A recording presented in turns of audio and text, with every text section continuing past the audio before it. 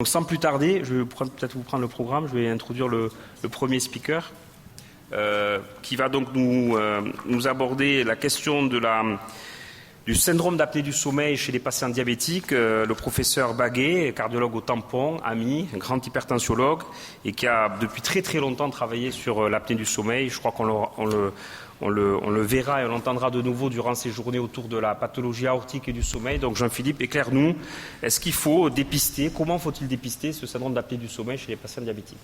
Merci à tous, merci aux organisateurs Gilles et Ruben de m'avoir permis de rediscuter encore aujourd'hui. Je ne serai pas très long parce qu'on a un petit peu de retard à rattraper. Donc merci à tout le monde et à vous tous et toutes qui êtes là aussi aujourd'hui.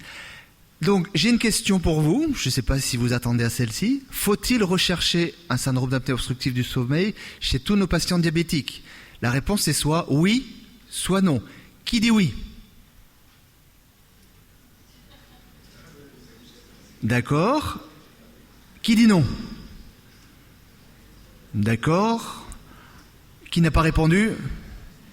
Ah, il y a une. Bon, on verra si ça change. Alors le but, c'est pas de vous confirmer ou infirmer, mais c'est de discuter un petit peu des données sur SAS et patients diabétiques. Je ne parlerai que de SAS obstructif, parce qu'il y a un lien étroit entre les deux. Donc j'ai pas de conflit de lien d'intérêt pour cette présentation. Donc le SAS obstructif, j'ai surtout pas à en parler trop là, parce qu'on n'est pas là pour parler typiquement du SAS. Le SAS obstructif, c'est dû à un collapsus des voies aériennes supérieures, ce n'est pas une pathologie bronchique. Je ne vais pas parler de SAS central, je ne parle que du SAS obstructif. Alors donc, ceci c'est une étude que vous connaissez peut-être, 3000 sujets, des Suisses, puisque c'est la LOS Study, l'Hypnolos Study, des patients étudiés en polysomnographie, 3043 sujets. Vous voyez un petit peu leurs caractéristiques, 57 ans, pas très gros, 26 d'IMC, 10% de diabétiques. Et que nous montre cette diapositive? Ça nous montre que en haut, ce sont les événements respiratoires, en bas, c'est le syndrome d'apnée du sommeil. Il y a une différence entre les deux. On peut avoir des apnées et être totalement asymptomatique. On peut ronfler sans avoir d'apnée, ça il faut le savoir. Donc on va regarder un petit peu ce qu'il en est. Et vous avez sur la partie gauche les hommes, partie droite les femmes. En gros, il faut retenir que avoir des apnées du sommeil, c'est très fréquent. Plus de la moitié d'entre nous présentent des apnées du sommeil.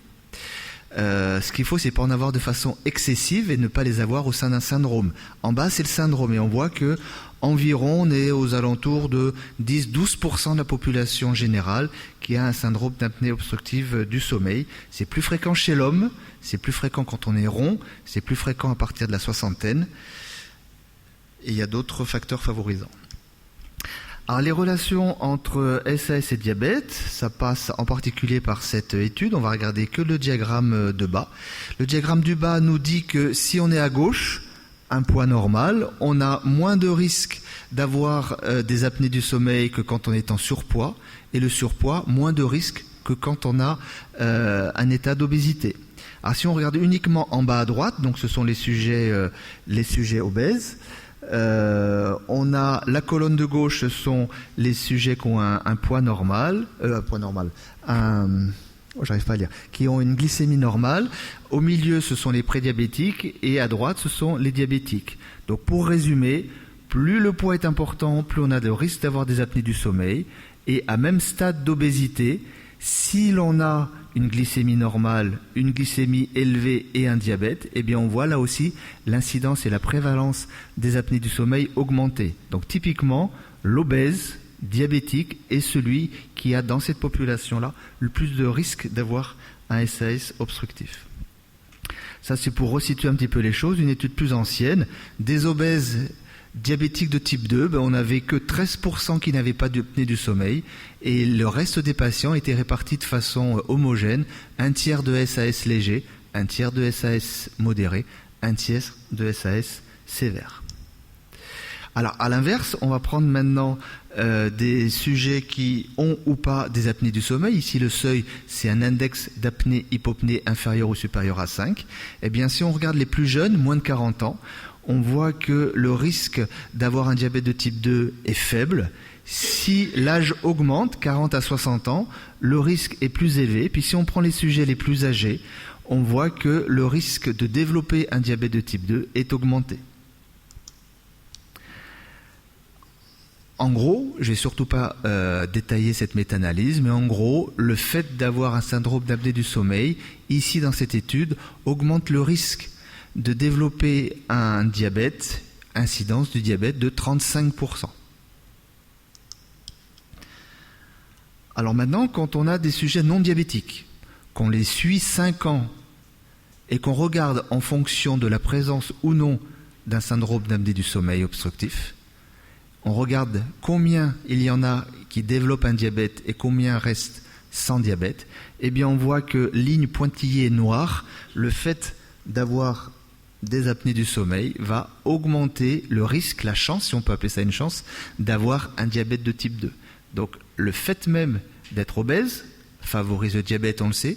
Le fait même d'être apnéique favorise également la survenue de diabète. Et dans cette étude, c'est intéressant, c'est que c'est indépendant de l'âge, du sexe, de la glycémie à jeun, de l'IMC, des variations dans le temps, parce qu'en 5 ans ça peut changer, pas toujours dans le bon sens, des variations dans le temps de l'IMC.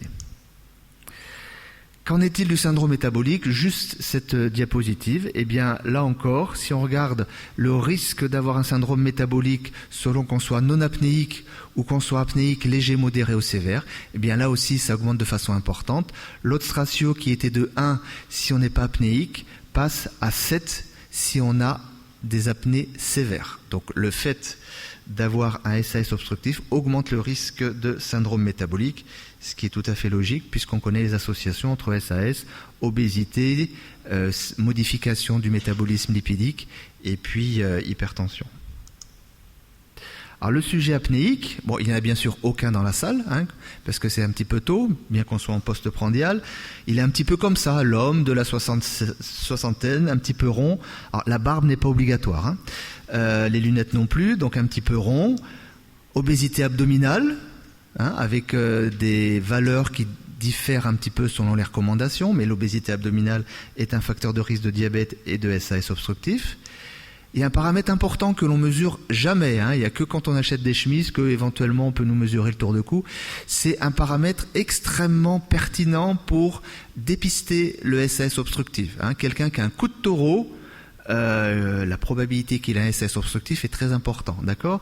Avec les valeurs que je vous ai marquées ici au niveau de la membrane cricothyroïdienne, 45 chez l'homme, 42 cm chez la femme. C'est le plus pertinent dans plusieurs études. Classe de mal-empathie, ça ce sont les anesthésistes et les réanimateurs qui nous l'ont appris. Eh bien c'est vrai que quand vous faites ouvrir la bouche de vos patients, je ne sais pas si vous le faites très souvent en dehors d'une angine ou de recherche de problèmes d'amygdale, mais effectivement quand vous avez un patient qui s'endort quand vous parlez avec lui et quand vous le réveillez, il a une classe 4, la probabilité est très élevée d'avoir un SAS obstructif. Alors maintenant, on va regarder un petit peu, est-ce que le SAS obstructif joue un rôle dans le contrôle du diabète. Cette étude-là, à gauche, vous avez les patients qui ne sont pas apnéiques, qui ont un taux d'hémoglobine glyquée qui est satisfaisant, 5,7%. S'ils avaient tous ça, je pense que Estelle serait très satisfaite.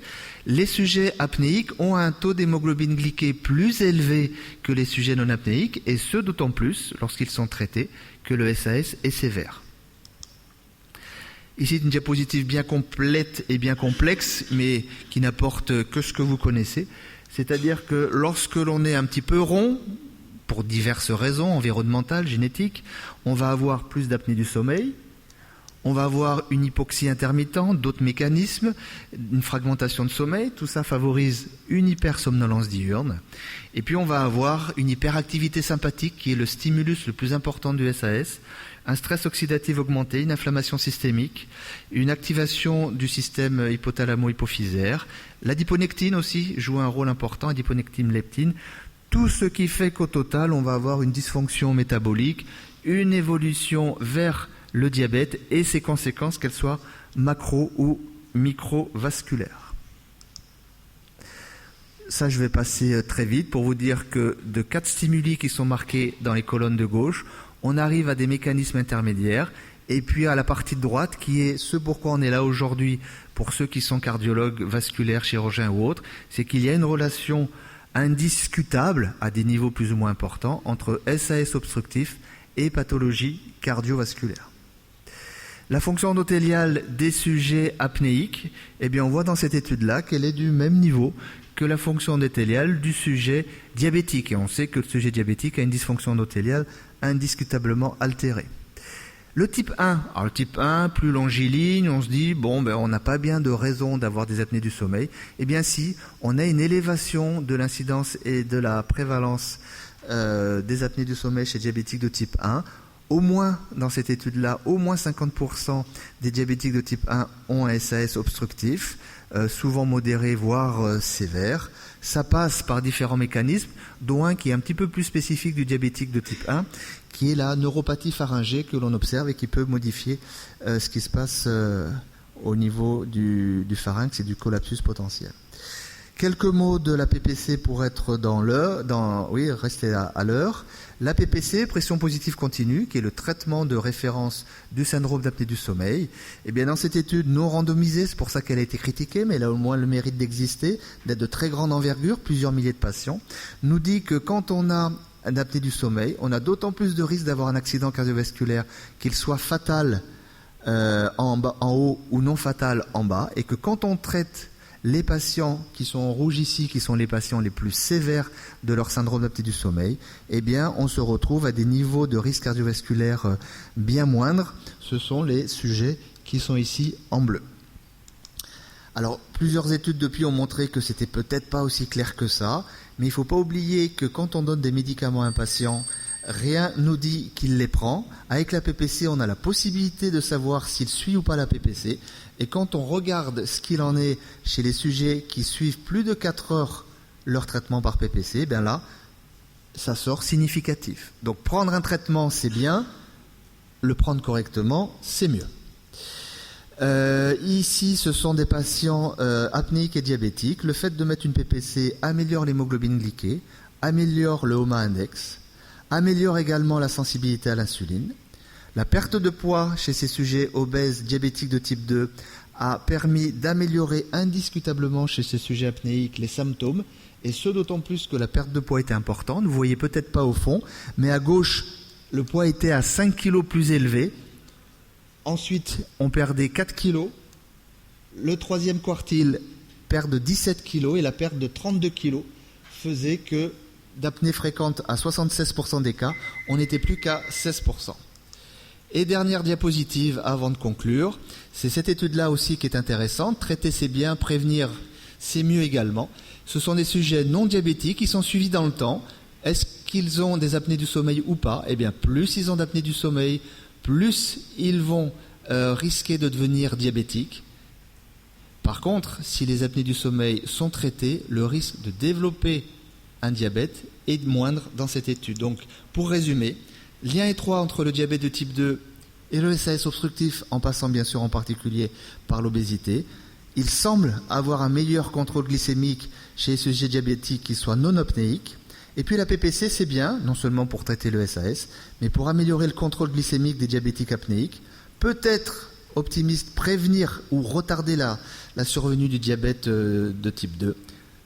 Peut-être se diriger également vers un dépistage systématique de SAS chez tous les diabétiques. Je parle de dépistage, je ne parle pas obligatoirement de recherche.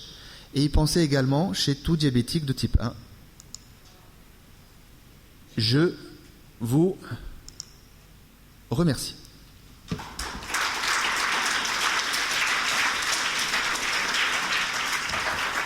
Merci Jean-Philippe. Est-ce qu'il y a des questions dans la salle ou via WhatsApp? Oui, Estelle?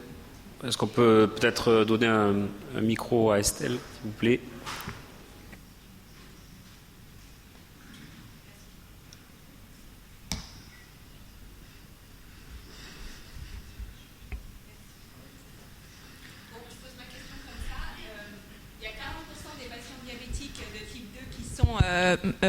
Minces à La Réunion.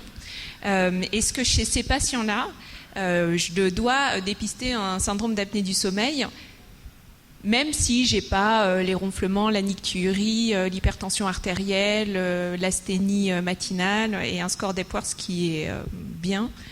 Et est-ce que je vais quand même jusqu'au... Alors après, c'est comme tout, hein, il y a deux parties. C'est est-ce qu'il serait de bon ton de le faire chez tous ces patients-là, ou est-ce qu'on a les moyens de le faire? Alors les moyens de le faire, ça paraît difficile déjà. Déjà qu'on dépiste pas obligatoirement ce qu'il faudrait. Donc c'est pour ça que dépister, oui, c'est-à-dire dépister, c'est le cou de taureau, l'abdomen, bref, tout ce que vous connaissez sur le syndrome d'apnée du sommeil. Et si vous avez des patients, surtout s'ils sont symptomatiques, déjà commencez par les plus symptomatiques, parce que ce traitement, il n'est pas très sexy. Et il y a beaucoup de patients qui ne l'acceptent pas dès le début ou qui l'abandonnent par la suite. Donc si on traite des patients totalement asymptomatiques d'une pathologie par un traitement qui va être un petit peu difficile. Voilà. Donc moi je dirais, commençons par les plus symptomatiques, ceux pour qui on pourrait améliorer le mieux les symptômes. Et puis si on a les moyens de passer au-dessous, ce serait mieux. Et puis de le faire chez tout le monde, ce serait super. Donc message pratique. Il faut dépister l'apnée du sommeil chez le diabétique. En gros, vous avez une chance sur deux de tomber sur quelque chose de positif, mais le problème, c'est que la contrainte de l'examen rend difficile ce dépistage systématique, donc plutôt l'orienter vers des patients symptomatiques, puisque le traitement a fait ses preuves chez tout le monde, mais il est d'autant mieux accepté que vos patients se plaignent de symptômes. Et puis peut-être pour le dépistage clinique, soit se servir des scores, donc on a évoqué les PORT, il y a le Stop-Bang, il y a le Berlin, ou le morphotype clinique, un sujet homme de 60 ans, obèse, symptomatique, c'est peut-être le candidat voilà, idéal. C'est les deux, hein, c'est les deux. Hein, il y a aussi beaucoup de femmes, hein, là aussi Claire Mounivet sera là, elle dirait non, il y en a beaucoup chez les femmes, surtout à la ménopause. Mais c'est vrai que l'homme rond qui s'endort partout, qui a des accidents de voiture, qui se lève la nuit pour pisser, ce n'est pas que la prostate. Donc pensons-y, surtout si il est diabétique, s'il est coronarien, s'il a la FA, si. Merci Jean-Philippe, à tout à l'heure.